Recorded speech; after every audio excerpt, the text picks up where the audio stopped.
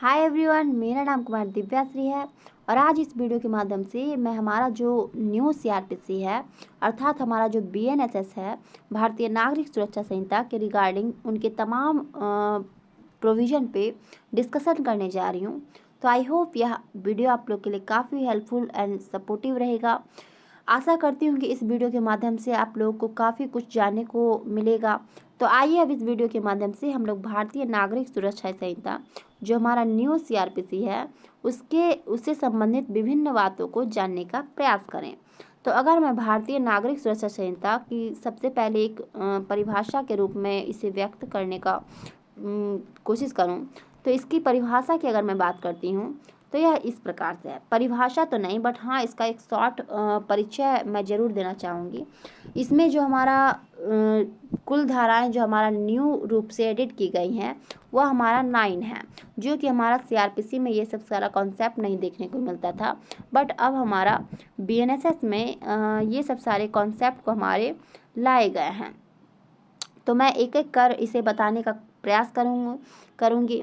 हमारा जो बीएनएसएस है उसमें कुल हमारा 511 सेक्शन एंड हमारा 39 चैप्टर लगभग इसमें दिया गया है, जिसमें कि हमारा 9 न्यू एडेड सेक्शन को जोड़ा गया। यहाँ पे देख सकते हैं आप लोग 9 न्यू एडेड सेक्शन है।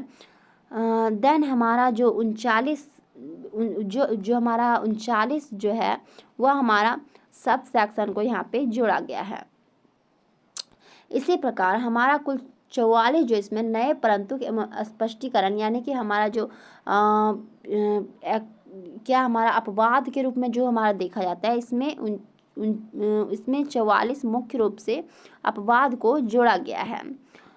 यहाँ पे देख सकते हैं 44 मुख्य रूप से अपवाद को जोड़ा गया है। इसी प्रकार हमारा कुल 35 जगहों पर ऑडियो वीडियो इलेक्ट्रॉनिक वीडियोग्राफी, जो कि हमारा सबसे एक नया कॉन्सेप्ट है, जो कि हमारा ओल्ड सीआरपीसी में देखने को नहीं मिलता था। ये कॉन्सेप्ट भी हमें देखने को मिल रहा है क्योंकि आज हमारा टेक्नोलॉजी बहुत ही ज़्यादा डेवलप हो गया है। पहले हमारा जो सीआरपीसी था वह हमारा वर्ष 1973 का ही एक्ट है, जो कि हमारे अंग्रेजों द्वारा बनाया गया था भारतीयों के लिए। तो वह हमारा काफ़ी पुराना एक्ट था और वर्तमान टेक्नोलॉजी और परिस्थिति को देखते हुए यह जो हमारा बीएनएसएस में चेंजेज किए गए हैं। आखिर क्यों हमें सीआरपीसी को जगह हमारा बीएनएसएस को लाने की आवश्यकता ही क्या थी? तो आवश्यकता यह थी कि वह उस समय का हमारा जो परिस्थिति था, हमारा जो कंडीशन था बहुत ही डिफरेंस था, क्योंकि उस टाइम में उतना ज़्यादा टेक्नोलॉजी हमारा जो है वह उतना ज़्यादा डेवलप नहीं किया था। लेकिन अब हमारा जो टेक्नोलॉजी है वह हमारा काफ़ी डेवलप किया गया है, जैसा कि आप लोग भी जान सकते हैं। तो इसमें हमें विभिन्न जगह पे इलेक्ट्रॉनिक एंड वीडियो इलेक्ट्रॉनिक का प्रोविज़न दिया गया है। यहाँ पे देख सकते हैं, ठीक है।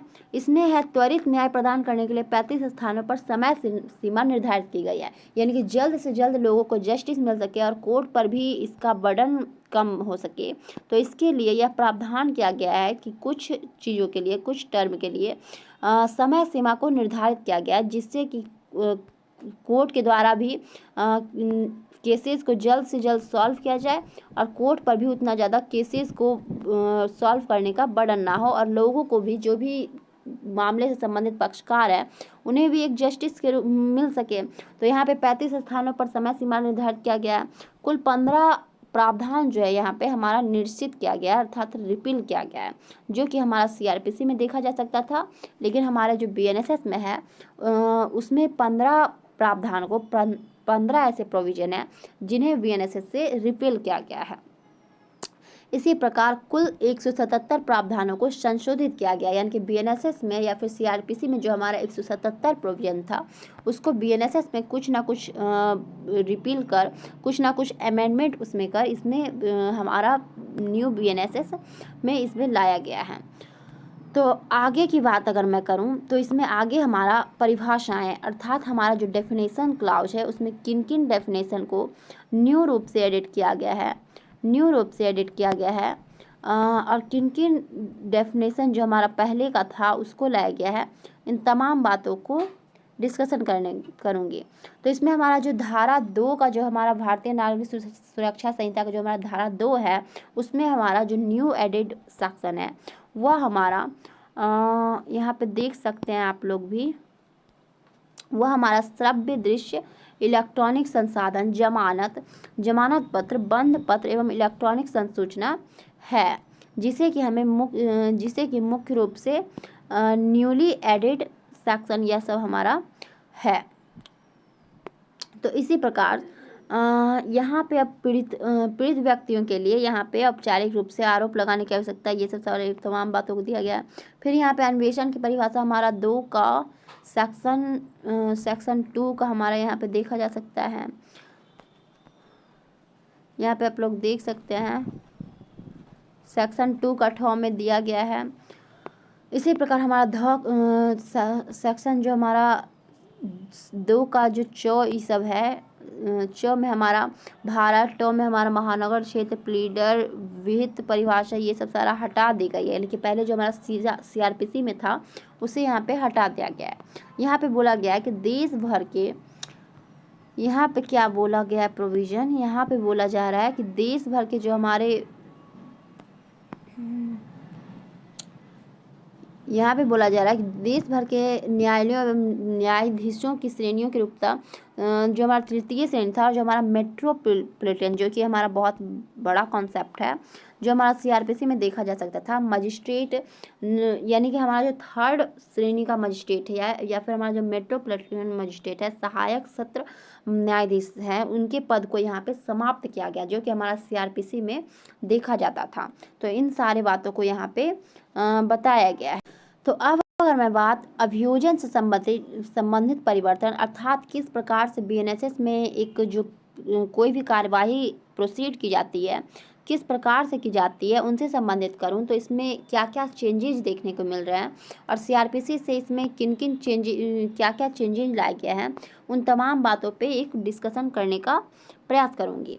तो यहाँ पे बोला गया कि जो हमारा BNSS का जो हमारा सेक्शन जो हमारा धारा 20 है, उसमें एक व्यापक अभियोजन निर्देशालय की स्थापना की गई है। पहली बार जो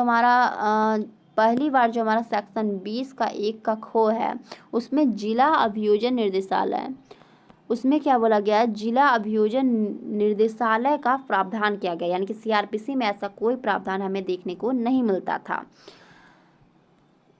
इसी प्रकार से यहाँ पे अभियोजन निर्देशक, जिसमें यह बोला गया है कि अपील दायर करने पर राय देने और 10 साल या अधिक कार्यवाही मामलों की निगरानी के लिए जिम्मेदार होंगे, यानी कि ये सब सारा अभियोजन निर्देशक को ये सब सारा दिया गया है।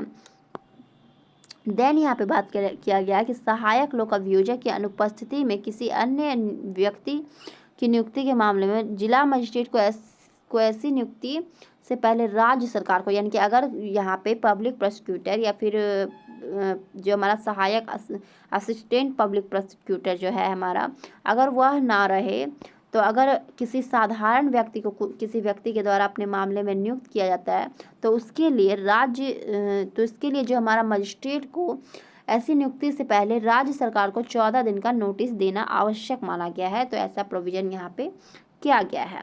देन यहाँ पे दंड प्रक्रिया संहिता संबंधी प्रक्रिया का बात किया गया है, जिसमें कि हमें निम्न बातों को जानेंगे। तो यहाँ पर बोला गया है कि जो हमारा धारा 23 जो हमारा BNSS का है, उसमें प्रथम श्रेणी मजिस्ट्रेट के जहाँ पे कि पहले हमें यहाँ पे 10,000 यहाँ पे हमें 10,000 से बढ़ाकर यहाँ पे 50,000 की धनराशि तय की गई है। देख सकते हैं यहाँ पे 50,000 का कॉन्सेप्ट लाया गया है। इसी प्रकार हमारा जो सेकेंड जुडिशियल मजिस्ट्रेट, अर्थात हमारा जो द्वितीय श्रेणी का मजिस्ट्रेट है, जिसमें हमें पहले 5,000 का हमारा जो लिया जाता था फीस, वह यहाँ पर बढ़ाकर 10,000 कर दिया गया है। तो इसी प्रकार एवं यहाँ पे हमारा जो सबसे मोस्ट इम्पॉर्टेंट जो प्रोविज़न लाया गया, जो कि हमारा CRPC में देखने को नहीं मिलता था, जो कि हमारा कम्युनिटी सामुदायिक सामुदायिक सेवा की व्याख्या करता है, अर्थात कम्युनिटी सर्विस की व्याख्या करता है, जिसमें यह बोला गया कि अदालत द्वारा आदेशित कार्य जिससे समुदाय को लाभ, यानी कि अगर कोई किसी मामले में जो कि अगर कोई व्यक्ति फर्स्ट बार कोई अपराध किया है तो उसे कम्युनिटी सर्विस का सजा देकर जिससे कि समाज की भी सेवा हो सके और उसे अपराध भी एक तरह से मिल सके। तो यहाँ पे कम्युनिटी सर्विस का प्रावधान किया गया है। फिर यहाँ पे बोला गया कई अपराधों में सजा के मामले में BNSS की जो धारा हमारा 25 है, वहाँ पे यह बताया गया है कि अपराधों की गंभीरता को देखते हुए यहाँ पे अपराधों को जोड़ने का भी प्रयास किया जा सकता है। तो यहाँ पे देख सकते हैं, यहाँ पे बोला गया कि अपराधों की गंभीरता का एक साथ क्रम कर, ताकि जिससे कि मतलब अगर 2 या 2 से अधिक अपराध जो है एक ही कॉन्सेप्ट का, एक ही ऑब्जेक्ट का, एक ही प्रकृति का है, एक ही नेचर का है, तो उसे यहाँ पे एक ही साथ जोड़कर कंबाइन कर एक ही मामले के रूप में यहाँ पे इसका सॉल्व किया जा सकता है, जिससे कि कोर्ट पे भी कम प्रेशर हो, कोर्ट पे भी बर्डन कम हो और पक्षकारों को उन्हें न्याय भी मिल सके। देन अगर मैं बात यहाँ से अपराध रिपोर्टिंग अर्थात प्रथम सूचना रिपोर्ट, जो कि हमारा काफ़ी एक मोस्ट इम्पॉर्टेंट जो हमारा BNSS में या फिर हमारा जो CRPC में टर्म था, यहाँ पे दिया गया है। यहाँ पे अब जो हमारा FIR का प्रोविज़न है वह हमारा अब धारा 173 जिसमें कि 0 FIR का कॉन्सेप्ट लाया गया है। इसी प्रकार हमारा जो पहले पूर्व का जो हमारा CRPC था उसमें हमारा FIR से संबंधित जो हमारा प्रोविज़न था वह हमारा सेक्शन 154 था, आई थिंक ना। आप लोग भी कमेंट कीजिएगा क्या सेक्शन था, क्योंकि मैं भी उतना कंफर्म नहीं हूँ। 154 ही था आई थिंक, जिसमें कि यहाँ पे बोला गया है कि धारा 173 के अकॉर्डिंग 3 या 3 से अधिक साल से सजा होने पर 14 यहाँ पे बोला गया प्रारंभिक जांच किया जाएगा। और यहाँ पे बोला गया है कि जो हमारा प्रारंभिक जांच है उसे करने के लिए यहाँ पे 14 दिन का समय सीमा, यानी कि देखिए यहाँ पे 35 स्थानों पे वहाँ पे बताया गया था कि 35 स्थानों पे समय सीमा निर्धारित किया गया। तो इसमें फर्स्ट यहाँ पे हमारा यहाँ पे देखने को मिल रहा है कि प्रारंभिक जांच के लिए यहाँ पे 14 दिन निर्धारित किए गए हैं। तो इसी प्रकार से यही वो सब बोला गया। फिर मजिस्ट्रेट को आवेदन करने का विशेष स्थान, यानी कि जहाँ भी हस्ताक्षर करने के बाद भी अगर किसी पुलिस के द्वारा FIR दर्ज ना किया गया हो तो यहाँ पे डायरेक्ट मजिस्ट्रेट के पास FIR दर्ज करने का प्रोविज़न को लाया गया है। तो यहाँ से हम लोग अगले वीडियो में चर्चा करेंगे। आशा करती हूँ कि यह वीडियो आप लोग के लिए काफ़ी हेल्पफुल एवं सपोर्टिव रहा हो। तो आगे यहाँ से अब हम लोग आगे के वीडियो में डिस्कशन करेंगे। तो आई होप यह वीडियो आप लोग के लिए काफ़ी हेल्पफुल और सपोर्टिव रहा हो। अभी के लिए धन्यवाद।